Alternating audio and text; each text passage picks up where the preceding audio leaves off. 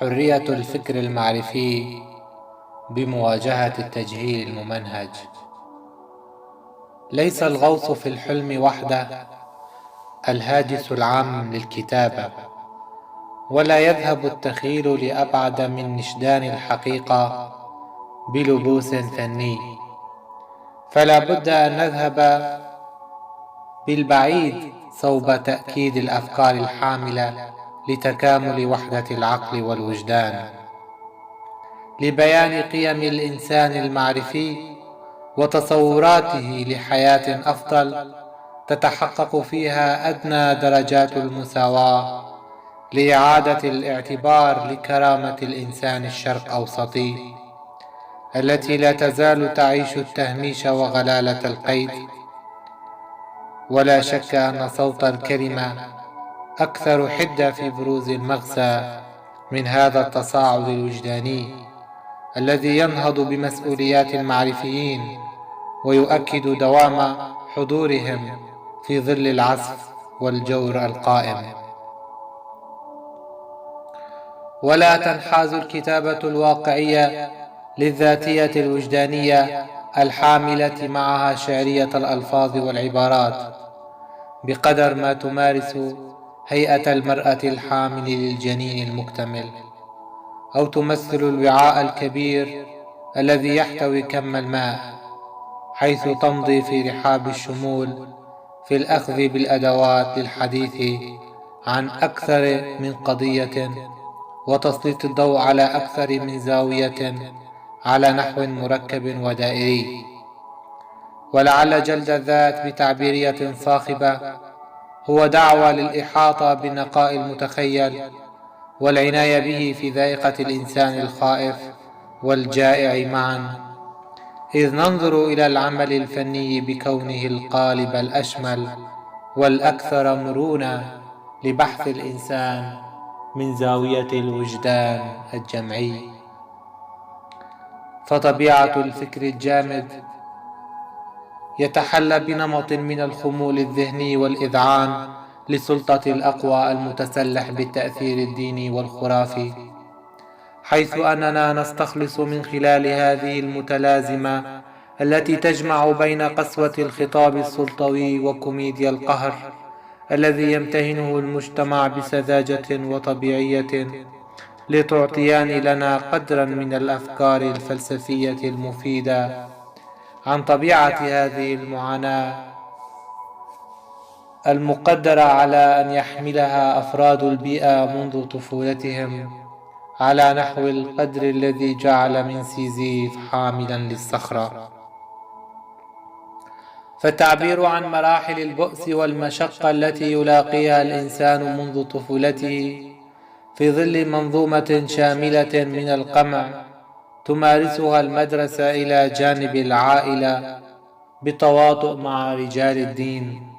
جعل المجتمعات تنتقل من موت إلى موت في دوامة من العزلة والاغتراب الكلي، هو انتقال سلس وسريع من قضية لقضية ومن ألم إلى ألم، ولا شيء يلغي الوداع وشفافية الحلم بالرغم من محاولات الوأد المتكررة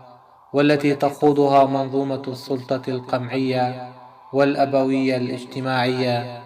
في جعل المجتمع يلفظ أنفاسه ويتهالك باستمرار إزاء حالة الاضطراب التي يشهدها الأفراد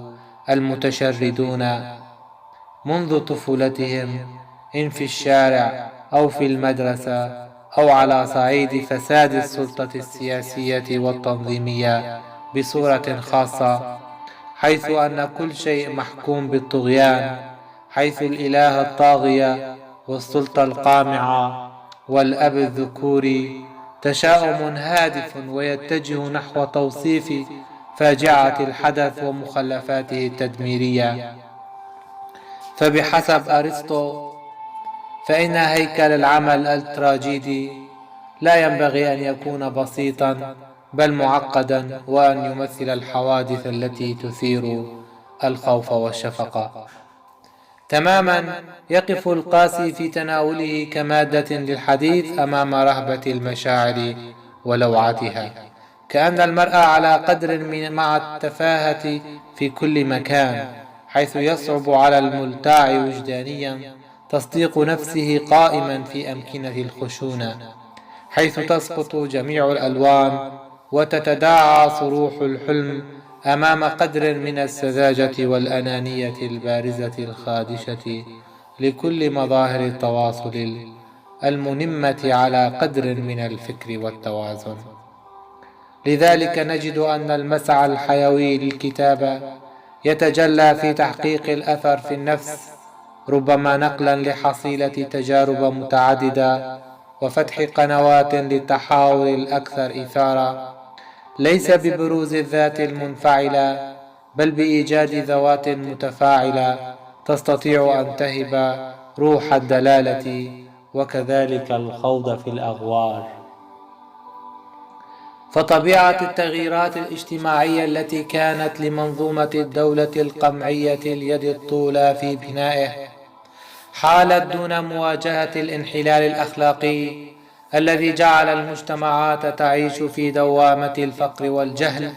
حيث أن طمس الثقافات لصالح بروز ثقافة واحدة وفئة حاكمة فارضة لهيمنتها جعل مجتمع القاع يبرز أكثر فأكثر، حيث تذهب معالم التماسك والحضارة لصالح نشوب الفساد بأشكاله في كل مكان، حيث تبقى القيم هنا أسيرة العبث به، ويبقى صراع الإنسان الفعلي قائما وفي أوج احتقانه للحفاظ على القيم الأخلاقية الطبيعية المرتبطة بالتكوين الذاتي للإنسان ومدى قدرته على المواجهة الفعلية ضد قوى الانحلال والتبعية والمرض، حيث أن سقوط الحضارة مرده تفشي التحلل في أوساط المجتمع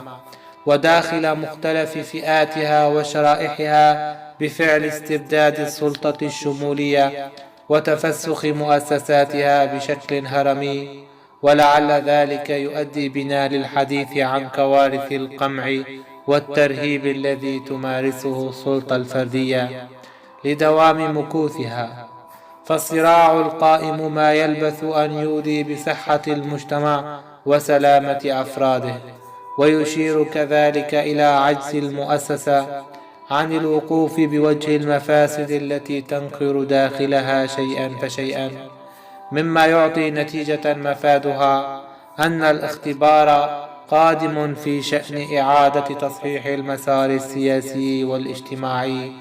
الذي يوحي بالنتيجة لحقيقة مفادها أن التغيير لا بد وأن يسبب الفوضى في بداياته، لكنه في النهاية ينتصر للمجتمع ومصالحه ولمجموع القيم الطبيعية التي تعد عماد تشكيل الحضارات. ولا شك أن التركيز على الفساد الاجتماعي يرجح في الآن ذاته الاستبداد السياسي الذي جعل المجتمعات تعيش في تخبط وفشل تربوي فظيع، مما يجعلها عاجزة عن استيعاب مضامين الحداثة الكلية التي تشمل الفكر والسياسة والمجتمع، كما أن الحديث عن التحلل وغياب الحياة الطبيعية يشير إلى تفاقم الفساد الإداري وكذلك عجز الجهات المسؤولة على تفادي ذلك، ومع الوقت يفشل الجهاز المؤسساتي من أداء وظيفته الموكلة على عاتقه ويصاب بالشلل والعجز التام الذي يقودها إلى التشظي والفناء كنتيجة حتمية.